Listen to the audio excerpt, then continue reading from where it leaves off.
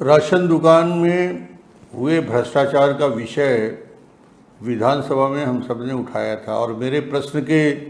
जवाब में ही इस बात को चिन्हांकित किया गया कि 65,000 मीट्रिक टन चावल की कमी पाई गई। ये चावल की कमी है, शक्कर भी है उसमें, हाँ नमक भी है, बाकी भी सामग्री, मगर उचित मूल्य दुकान के भौतिक सत्यापन के बाद सरकार ने जो जांच कराई उसमें हमने 600 करोड़ का आरोप लगाया था। अभी प्रथम दृष्टया इन्होंने इस बात को स्वीकार किया कि 250 करोड़ रुपया का गोलमाल हुआ है, अरफा तरफी की गई है। और मुझे लगता है इस संबंध में सरकार को ये देखना चाहिए कि अब जांच के बाद, भौतिक सत्यापन के बाद सभी चीज़ स्पष्ट हो चुका है, भ्रष्टाचार साबित हो चुका है। और ये भ्रष्टाचार के साबित होने के बाद भी